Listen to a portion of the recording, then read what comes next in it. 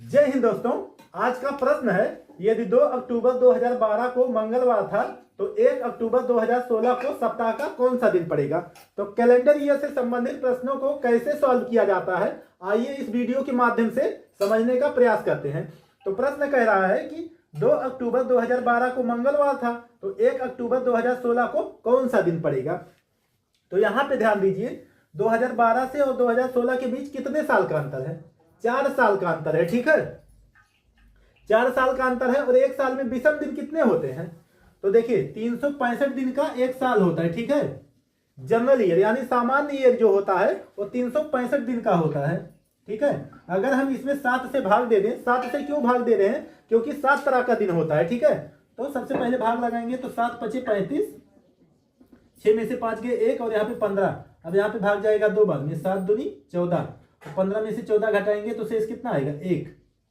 तो हमको भागफल से कोई मतलब नहीं है, शेष से मतलब है। ठीक है, तो एक साल में शेष कितना बचेगा? 1 दिन, तो यही हो जाएगा विषम दिन। तो एक साल में विषम दिन कितना होगा? 1। तो 4 साल में विषम दिन कितना हो जाएगा?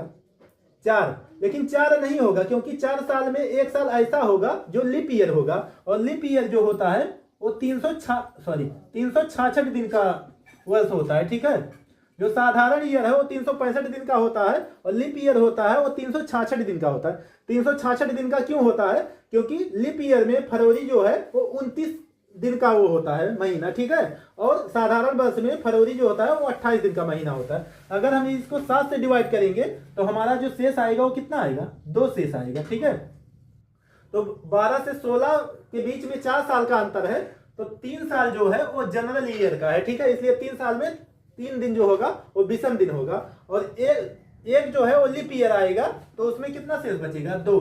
तो यहाँ पे +2 करेंगे तो 3 2 कितना हो जाएगा? 5। इसका मतलब टोटल 5 दिन विषम पड़ेंगे। लेकिन यहाँ पे देखिए, ये 2 अक्टूबर 2012 को मंगलवार था और यहाँ पे 1 अक्टूबर 2016 को पूछा जा रहा है। तो अगर 2 अक्टूबर को पूछा जाता तो हम 5 दिन आगे बढ़ते। यहाँ पे 1 अक्टूबर को पूछा जा रहा है तो 1 माइनस कर देंगे। ठीक है, तो 5 में से 1 माइनस करेंगे तो कितना हो जाएगा? 4। तो यहाँ पे हमारा शेष कितना आया है? विषम दिन 4।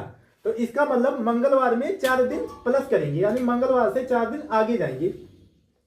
तो देखिए, मंगलवार के बाद बुधवार, गुरुवार, शुक्रवार, शनिवार, तो चौथा दिन कौन सा पड़ रहा है? शनिवार। तो 1 अक्टूबर 2016 को कौन सा दिन पड़ेगा? शनिवार। और यही हो जाएगा आपके प्रश्न का सही जवाब। अगर हम ऑप्शन की बात करें तो यहाँ पे सी ऑप्शन बिल्कुल सही जवाब हो जाएगा।